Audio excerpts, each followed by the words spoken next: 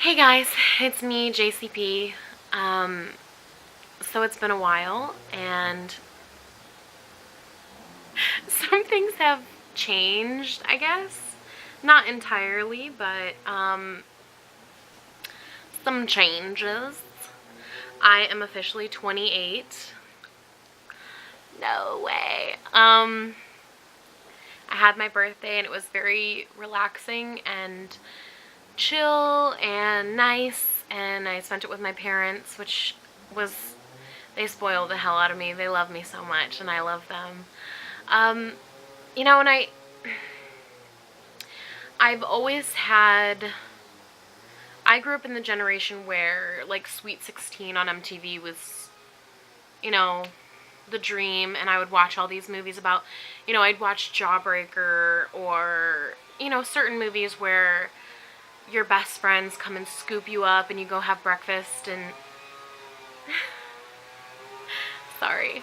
Um, and so I always had this dream of what I wanted my birthday to be like. And at 28, you have certain, society has certain circumstances that, certain things that you're supposed to live up to. Like at this point, I should be out on my own, living out on my own.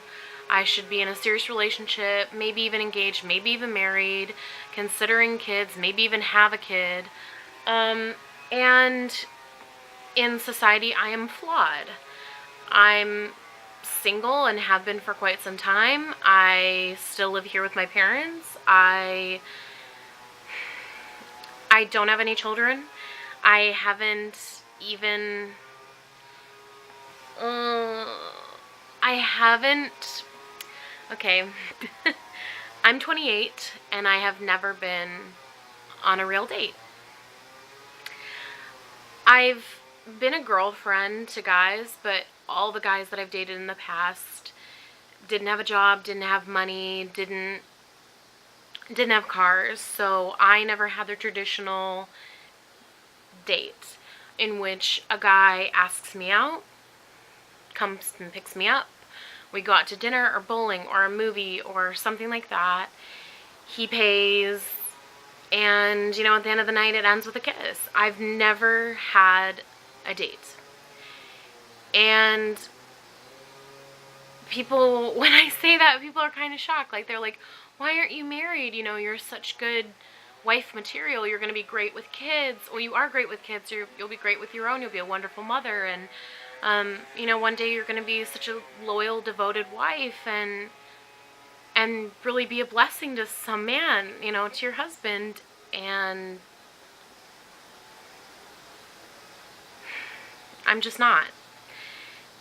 And I'm not even really sure, because I've been single for so long, that I would even know how to be a girlfriend, like how to be a good girlfriend anymore.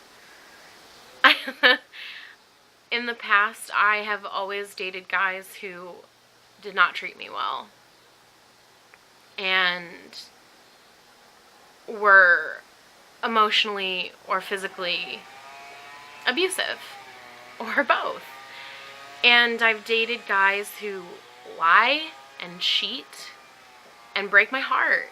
And so I think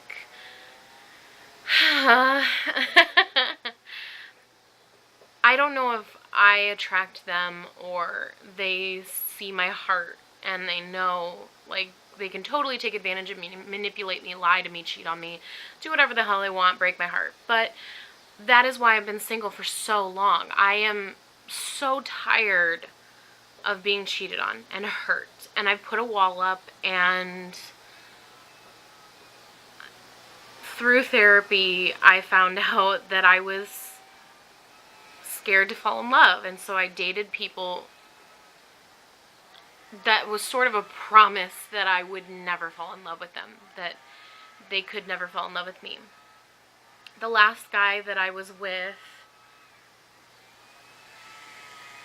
just same deal, different skin, different face, same story. And I cried about him a million times on my videos, and in January I completely, it sounds bad, but we hooked up, and it was painful for me, and it was not great, and it was very awkward. And as I drove home in my car from leaving his apartment, I knew in my head and in my heart it was over, and it was done. And for some reason, and I don't know why, but God bless it, sex fixed the problem. Like, seeing him, being intimate with him sharing, an intimate detail. I don't want to go into too much, but, like, you guys might not know who he is, so it doesn't really matter. It's not like he's a big name. We were laying in bed together, watching a show, and just chilling, and he owed me $60 from years ago when I paid for his gas. And, sorry. And he picked up his phone and, like, showed me he had $9 to his name. Now, I'm not someone who dates, obviously. I'm not someone who dates somebody for their money. I've never dated somebody for their money because they don't have anything. But at that moment, I was terrified for him. What if something happened to him? What if he broke his leg, had cancer, and didn't know it? What if, like, how, you don't have any savings, you don't, like, what? And I know that sounds, I don't know, maybe it sounds bad, but at the same time, it absolutely terrified me. And it turned me off big time. So, that mixed with, I'm so sorry. That reality mixed with, the painful sex. And the third was, I caught him in several lies that night, telling me that he's been going to therapy. How? When you have $9 to your name. Telling me how much his rent costs and how much he gets paid. His paycheck completely goes to his apartment and, like, maybe a few groceries. He told me that he was eating better, eating healthier, working out, losing weight. When I saw him, I knew it was a lie. And I have no problem. I'm not body shaming. Obviously, I'm not body shaming. I love a guy with, some meat on him. I like that. I like a little chubby, he's hot. And he's hot. It's hot. I find those kind of guys attractive. I don't typically go for the skinny. I'll wait. You won't, though. I don't typically go for the skinny guy. And so I just caught him in several lies. And when he showed me $9 in his account, it all came into view. When I saw him physically, I knew it was a lie. He was talking about how he was eating healthy and he was working out. By healthy, he meant canned vegetables, which is fine. Maybe that's your diet, but it just so much came to the surface, and it was totally obvious that, yeah, he had been lying to me. He showed me a $9 in his account. That scared me. He, in high school, had, a serious addiction to caffeine, and now I know it's even worse than it's ever been. And as we were laying in bed talking, he was, like, just telling me, it's gotten worse, and he had caffeine before we went to bed. He drank a energy drink called Balls, which is illegal in certain places because the caffeine is so high, it's dangerous, I guess. And he just drank it and then fell asleep. And I just thought, for a guy who had the whole day off, supposedly, and he's so tired, and he just drinks this he's obviously, his caffeine addiction has only gotten worse. So it just scared me, and it made me worry about him more than ever. But in the morning when I woke up, it was just clarity. It was clarity that Never wanted to see him again. I didn't love him, and I still don't. It's weird, but it's also a blessing, because I ask God so many times if he's supposed to be in my life, you know, let me know, but if he's not, tell me, show me, make it totally obvious. So he did. And so I've been single for a very, very long time, and I've been celibate since January. And it's not the first time in my life. I've gone years.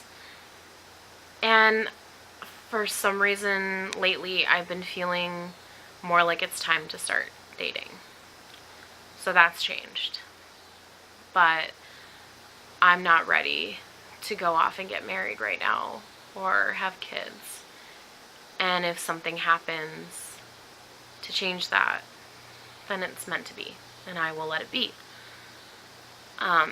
So that has changed my kind of attitude on dating.